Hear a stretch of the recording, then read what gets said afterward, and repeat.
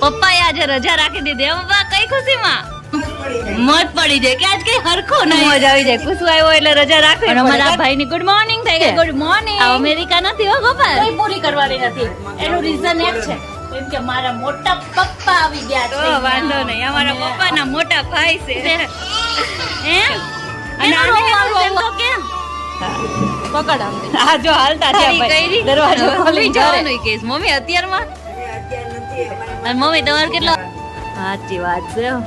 હવે હું અહીંયા રહીશ ને હમણાં ટેવ પડી જાય. જો કુસુ ને ટેવ પડી ગઈ એટલે પાડી જઈશ. હવે મારે પડી જાય તો સારી મસ્ત મજાની કોમેન્ટ આવી.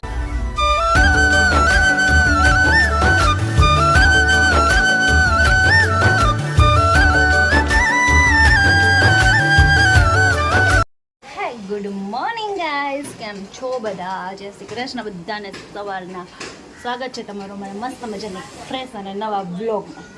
તો જો અત્યારે છે ને જરફરાટ વાતાવરણ થઈ ગયું છે, ચાલુ થઈ ગયું છે. જો મસ્તનું અંધાર્યું છે અને હમણાં જરફરાટ ચાલુ થઈ જ જશે. અને અત્યારે બ્લોગની શરૂઆત કરી છે 11 વાગે, કેમ કે ફ્રેશ થઈ ગયા, બધું થઈ ગયું ને હવે છે 11 વાગે બ્લોગની સ્ટાર્ટિંગ કરી. અત્યારે કેવું કે મસ્તનું જો આવું વરસાદ જેવું હોય ને તો બધા તુલસીમાં બધા કેવા થઈ જાય મસ્તનું, કેટલા સરસ થઈ જાય બધા. અત્યારે આમ ગ્રીનરી વધારે લાગે. તો કાંઈ નહીં, હાલો અત્યારે રસોઈમાં શું બનાવવાનું છે ને મમ્મીને પૂછી લઈએ અને પછી બનાવી દઈએ. બપોરે મારો ભાઈ છે નાઇટમાં જાય એટલે બપોરે સૂતો હોય ને એટલે બપોરે અમારે કંઈ નવીન છે ને એ કંઈ કહે નહીં, રાત્રે જ બનાવવાનું થાય. ત્યારે તો આપણે શાંતિથી જે ખાવું છે ને બનાવી લઈએ શાંતિ. તો જો આજે છે ને અમે રસોઈમાં શું બનાવીશ ખાવ. આજે અમે રસોઈમાં બનાવવાનું છે આપણે દાળ બાટી બનાવીને એવી જ રીતના હોય, પણ અહીંયા મારા સામેવાળા ભાભી છે ને એને કંઈક અલગ રીતે શીખવાડ્યું છે. આપણે બાટી નહીં બનાવવાની, એની જગ્યાએ છે ને મસ્ત મજાના ફરમા બનાવવાના. અને ફરમા બની ગયા હું તમને બતાવું. જો એટલે અવાજ આવતો હોય છે, એટલા મસ્ત બન્યા છે. મેં પહેલી વખત એમની પાસે છે ને શીખા છે આ, અને આપણે જે દાળ બનાવીને એમ જ દાળ બનાવવાની છે. તો કાલે હાલો આજ નવીન એકદમ બનાવવાનું શીખી ગયા છે. ઘરે જઈને આપણે આવી ટ્રાય કરશું. કુચુ કાં ગયો? કુસુ ધીમે કરીને વરસાદ પાસે જાય. જો અમારે કુસુભાઈ આવે ને એટલે છે ને પપ્પાને મોજ પડી જાય. પપ્પાએ આજે રજા રાખી દીધી. પપ્પા કઈ ખુશીમાં? કુસુ આવ્યા છે એટલે હું મમ્મી રાખે જ મારા પપ્પા આજે મોજ પડી જાય કે આજ કઈ હરખો નહીં રાખવાની. મારા પપ્પાને મોજ આવી જાય. કુસુ આવ્યો એટલે રજા રાખવી પડે કા કુસુ? તો જો અત્યારે વાગી ગયા છે 4:30 અને છે ને અત્યારે અમે જઈએ છીએ મોગલમાના મંદિરે. કેમ કે છે ને હું જે અમાસ ભરું છું ને, આજે અમાસ છે તો હું દર અમાસે જાઉં છું ને તો ગામમાં આપણે સાસુને પિયરિયું હોય ને તો આપણે છે ને વીકલી જે આપણું રૂટિન હોય ને એમાં કોઈ જાતનો ચેન્જીસ ના આવે. કેમ કે આપણે હું જાતા હોય એના મમ્મીની પણ ત્યાં જ જાય છે. તો ત્યાં મમ્મી ગાડી લઈને ગયા છે ને હું અને પપ્પાને કૃષાંગભાઈ નહીં, મમ્મી છે ને ચાલીને ગયા છે ને હું ગાડી લઈને જાઉં. ભૂલાઈ ગયું મમ્મીને ગાડી ક્યાં આવડે છે.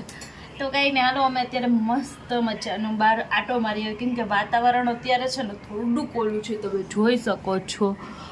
વાદળા ફાસમ ફાસ ભાગે છે અત્યારે,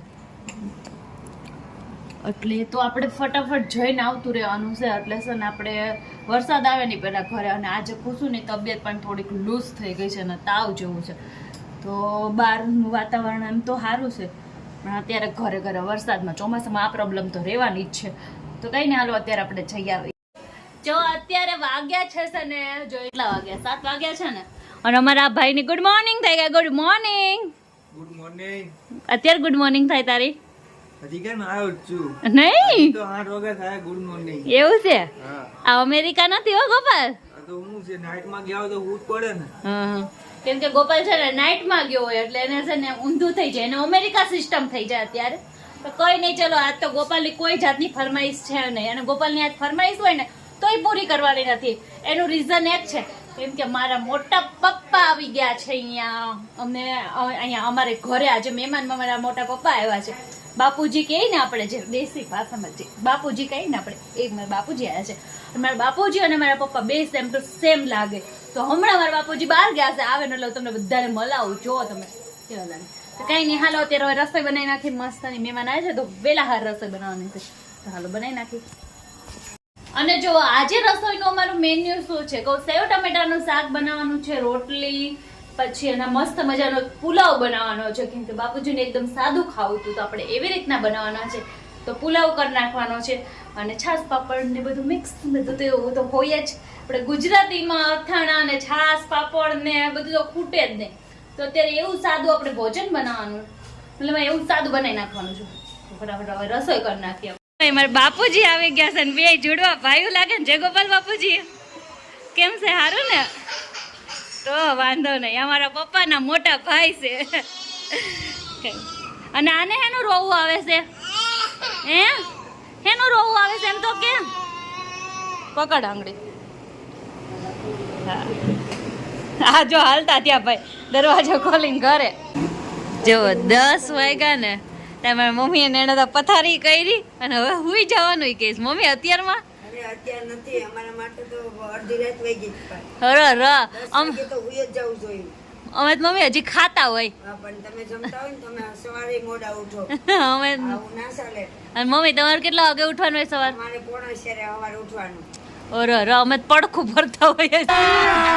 अभी मजा आएगा ना भिड़ो. સાંજે ટાઈમસર ઉઈ જવાનું, સવારે ટાઈમસર ઉઠી જવાનું. સાચી વાત છે. હવે હું અહીંયા રહીશ ને હમણાં ટેવ પડી જાય. જો અમારે કુસુને ટેવ પડી ગઈ વેલા હોવાની. પાડી જ દેવાની, મોડું ઉઠવાનું નહીં, મોડું સુવાનું નહીં, સાચી વાત છે. રાત્રે બહુ જાગવાનું નહીં. નહીં, આવી ટેવ પાડી દેવી છે. હવે મારે પડી જાય ને તો સારી વાત છે.